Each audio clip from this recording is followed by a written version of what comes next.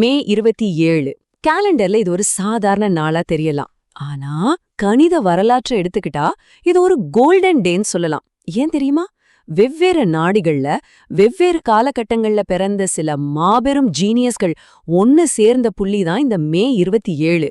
அவங்க கண்டுபிடிப்புகள் தான் இன்னைக்கு நாம வாழ்ந்துட்டு இருக்கிற இந்த மாடர்ன் உலகத்தையே உருவாக்குச்சு. அது எப்படிங்கிற சுவாரஸ்யமான பின்னணியை தான் நாம இப்போ அனலைஸ் பண்ண போறோம்.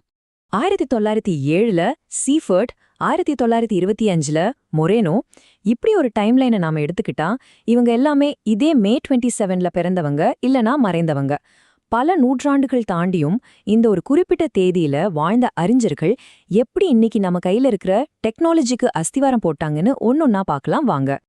எப்பவாவது ராத்திரி வானத்தை பார்த்து யோசிச்சிருக்கீங்களா? கோடிக்கணக்கான மைல்கள் தூரத்துல இருக்கிற நட்சத்திரங்கள் எதால உருவானதுன்னு சயின்டிஸ்ட் எப்படி கண்டுபிடிக்கிறாங்க? அவங்க அங்க நேர்ல போய் பாக்குறதில்ல. அந்த நட்சத்திரங்கள்ல இருந்து வர ஒளிய, அதாவது லைட்டை மட்டும் வச்சுக்கிட்டு எப்படி அவ்வளவு துல்லியமா சொல்றாங்க? இந்த சீக்ரெட் என்னன்னு தெரிஞ்சா இன்னைக்கு நம்ம யூஸ் பண்ற டிஜிட்டல் கேமராக்களும் ஸ்மார்ட் போன் ஸ்கிரீன்களும் எப்படி வேலை செய்யுதுன்னு ஈஸியா புரிஞ்சுக்கலாம்.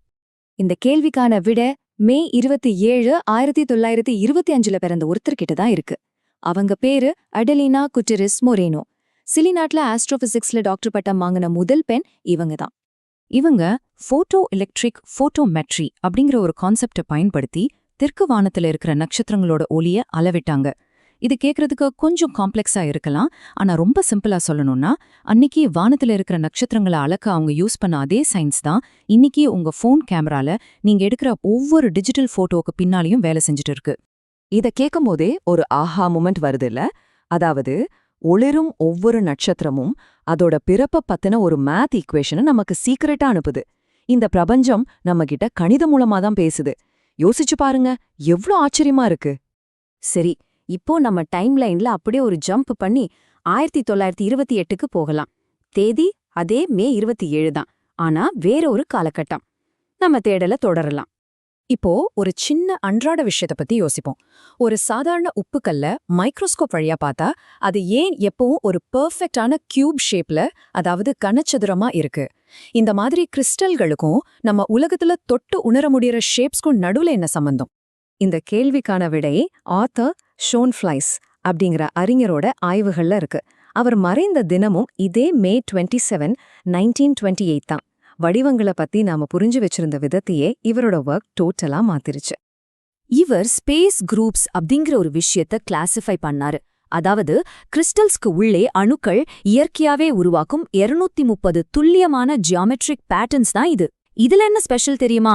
இந்த 230 எக்ஸாக்ட் கணித அமைப்புகளை யூஸ் பண்ணி தான் சயின்டிஸ்ட் இன்னைக்கு நம்ம கம்ப்யூட்டர், ஸ்மார்ட் போன்கள்ல இருக்கிற சிலிக்கன் சிப்களை டிசைன் பண்றாங்க.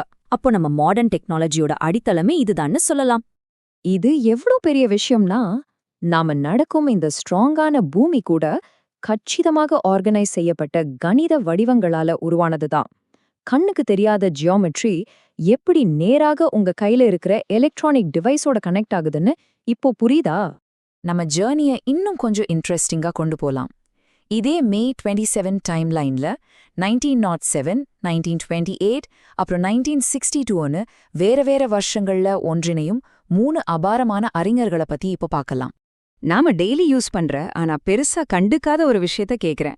நீங்க யூஸ் பண்ற வைஃபை சிக்னல் எப்படி இவ்ளோ செக்யூரா இருக்கு? அதே மாதிரி கூகுள் மேப்ஸ்ல லொகேஷன் போட்ட உடனே ஜிபிஎஸ் எப்படி கரெக்டா ஃபாஸ்டான ரூட்டை செகண்ட்ஸ்ல கண்டுபிடிச்சு சொல்லுது? இதுக்கு பின்னாடி இருக்கிற மேஜிக் என்னன்னா, அது இந்த 3 கணிதவியலாளர்களோட ஒர்க் தாங்க. ஹெர்பர்ட் சீஃபர்ட், ஃபெலிக்ஸ் பெஹரண்ட் மற்றும் சார்ல்ஸ் காஸ்லி. நம்ம டிஜிட்டல் லைஃப்க்கு பின்னாடி மறைஞ்சிருக்கிற இன்விசிபிள் கணிதத்தை டெவலப் பண்ணது இவங்க தான். இவங்க தனித்தனியா செஞ்ச ஆய்வுகள் எப்படி ஒர்க் ஆகுதுன்னு பாருங்க. சீஃபர்ட்டோட நாட் தியரி, டேட்டா ரவுட்டிங் இருக்கும். பேரண்டோட பிரைம் நம்பர்ஸ், அதாவது பகா எண்கள் பத்தின ரிசர்ச் நம்ம டேட்டா என்கிரிப்ஷனுக்கும், காஸ்ட்லியோட இன்டெக்ரல் ஈக்குவேஷன்ஸ் சிக்னல் ப்ராசஸிங்க்கும் ரொம்பவே முக்கியம்.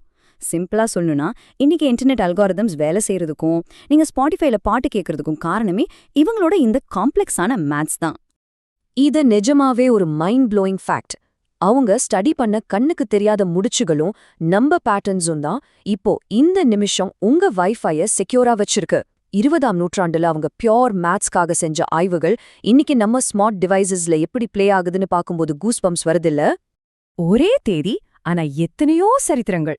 நம்மளோட மே 27 டைம்லைன்ல இப்போ ஒரு ஃபைனல் ஜம்ப் அடிக்கலாம். 1919 பிறந்த ஹெர்பர்ட், 2004 மறைந்த போஸ்னிகோவ், அப்புறம் 2012 மறைந்த ஹிர்ஷப்ருக். இவங்களோட ஒர்க் நம்ம பிரபஞ்சத்தோட வடிவத்தையும் அறிவியலோட ஹிஸ்டரியும் எப்படி டாக்குமெண்ட் பண்ணுதுன்னு பார்க்கலாம். இப்போ ஒரு பெரிய கேள்வி, கண்ணுக்கு தெரியாத ஸ்பேசஸோட ஷேப்ப நாம எப்படி மெஷர் பண்றது? அதே நேரத்துல அணுகுண்டு மாதிரி உலகத்தையே மாத்தி போட்ட ஒரு வரலாற்று நிகழ்வை எப்படி எக்ஸாக்ட்டா எந்த ஒரு சார்பும் இல்லாம டாக்குமெண்ட் பண்றது? இது ரெண்டுக்குமே ஒரு கனெக்ஷன் இருக்கு. அந்த பதில் இந்த 3 வரலாற்று நாயகர்கள் கிட்ட இருக்கு. எர்வின் ஹெபர்ட், மிக்கேல் போஸ்னிகோவ் மற்றும் ஃப்ரிட்ரிக் ஹெர்ஷப்ருக். போஸ்னிகோவ் அப்புறம் ஹிர்ஷப்ருக் இவங்க 2 பேரும் டுபாலஜி அப்படிங்கிற ஒரு அப்ஸ்ட்ராக்டான கான்செப்ட்ல பெரிய ரெவல்யூஷனே கொண்டு வந்தாங்க. அதே சமயம் எர்வின் ஹிர்பர்ட் அப்படிங்கிற வரலாற்று ஆய்வாளர் அணுசக்தியோட தாக்கத்தை எந்த ஒரு பொலிட்டிக்கல் சைடும் எடுக்காம ரொம்ப நியூட்ரலா ரெக்கார்ட் பண்ணாரு. அறிவியலை கண்டுபிடிக்கிறது எவ்ளோ முக்கியமோ அதோட வரலாற்றை கரெக்டா டாக்குமெண்ட் பண்றதும் அவ்ளோ முக்கியங்கிறத அவர் செஞ்சு காட்டினாரு. இதுலேருந்து நமக்கு என்ன தெரியுதுன்னா, கண்ணுக்கு தெரியாத ஸ்பேஸை வளைக்கிறதாகட்டும் இல்ல அட்டாமிக் சயின்ஸை டாக்குமெண்ட் பண்றதாகட்டும், ரியாலிட்டியை புரிஞ்சுக்க மேத்ஸ் தாங்க அல்டிமேட் டூல்.